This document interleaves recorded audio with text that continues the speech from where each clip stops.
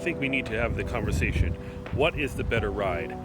Harry Potter and the Ministry of Magic and Rise of Resistance. Now, before we have this conversation, remember, J.K. Rowling is an awful human being. Yes. J.K. Rowling is an awful writer. Yes. J.K. Rowling is an awful human being. Yes. J.K. Rowling is everything bad in the world. Yes.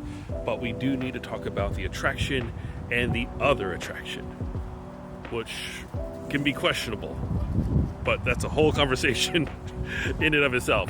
We're talking Ministry of Magic versus Rise of the Resistance. Let's talk about access to the attraction. That's number one. When Rise of the Resistance opened, you had to get there super early, super early, in the hopes that you got a virtual queue or the boarding pass for Rise of the Resistance. Now, I remember when the ride opened, I would wake up at like 1 a.m., drive to Hollywood Studios before it was even open, park, wait until maybe about 6 o'clock, 7 o'clock when they opened the boarding pass, and you might have got a time. If you were good enough, you probably got the passes right on the money, so that way you were able to ride within the first 2 hours. If you're unlucky, you probably waited much later in the day until you could ride it. But I don't think that it was ever difficult to access. If you were just visiting, it was probably a little bit of a nightmare scenario in order to get it. Harry Potter and the Ministry of Magic, however, those are gone within 30 seconds. Whether you plan for it or not, it's gone.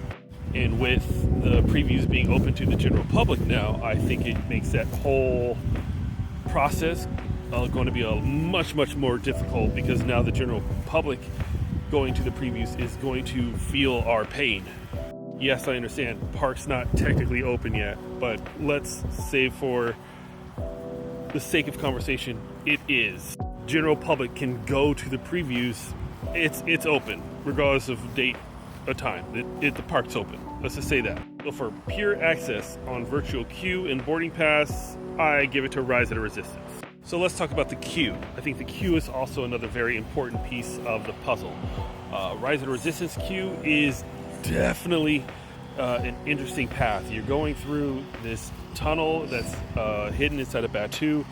You meet with the Resistance, who takes you onto a ship, and when that ship is taking off of Batu, you are seeing an entire show, and you get boarded by the First Order that takes you into their own ship and throws you into the prison. I know this ride has been along for a long period of time, but there is nothing, and I mean nothing, like that queue. That queue is amazing, and it still blows me away every single time I ride Rise of the Resistance. I will say, though, with Rise of the Resistance, a little bit of the downside to that is that it also,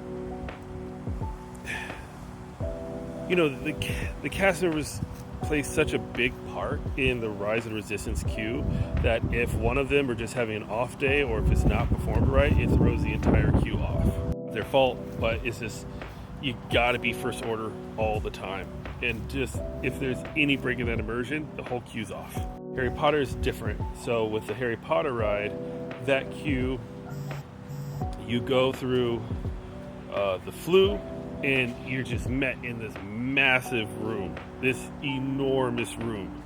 And it kind of leads you through the Ministry of Magic, and then you're on the ride. You're not met with any team members or cast members kind of giving you full backstory.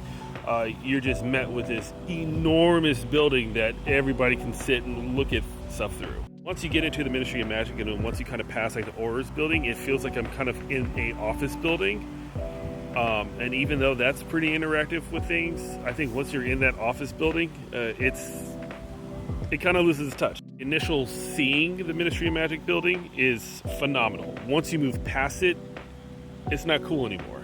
I still give a point to Rise of Resistance on this one. Ride experience itself. All right, this is a big thing. I'm not going to rank it with Rise of the Resistance now, because there's a lot of flaws that's happening in the attraction, and it's very evident. But before, with the ride system, you would go through, there's live sets, there's screens, there's just about a mix of every type of thing that's happening with Rise of the Resistance.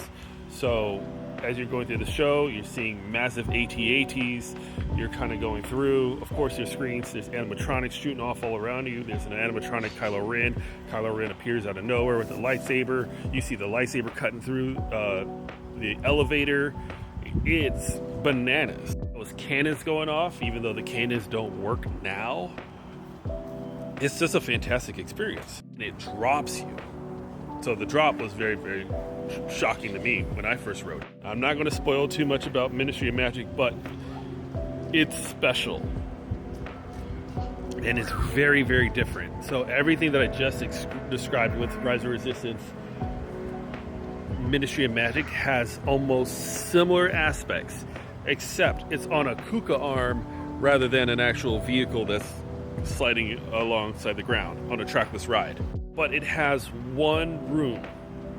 Actually, it has one room and probably one animatronic that is breathtaking.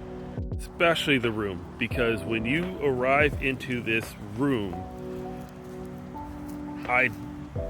depending on where you're sitting, like if you're sitting in the front of Ministry of Magic, then if you're sitting in the back, you don't truly get to see the sheer scale of this room. If you're sitting in the front row, it is mind-blowing. If they keep the screens up, and I mean do not dim these screens at all, this ride will be a force. Honestly, Ministry of Magic was this one. Sorry, Rise. Sorry, Rise. Re-ride ability, I think Rise of the Resistance definitely is a ride that I can ride. Rise of the Resistance is a ride that I can definitely ride over and over and over again, but I have to kind of take a break from riding it. Only because I like to forget about the ride. Ministry of Magic will definitely be a ride that I would love to wait in line for, just to take it in, but more for a second time. Like when Rise of the Resistance opened, I just wanted to ride it again just to kind of take all that in again too. But there is something about Rise, even now, that if there's a wait for it and I have the time, I'll wait for it. Regardless, I love that ride, but mostly I love being in the room with nothing but the stormtroopers sitting behind you, and then going into the jail cell, and then the Kylo Ren just like, I'm going to draw it out of you, and then seeing like the cast members cut the wall open. They're like, get on the ride vehicle, get on the ride vehicle. Like that is still dope to me. I just think once you make it past that massive inside building for Harry Potter, once you make it past that,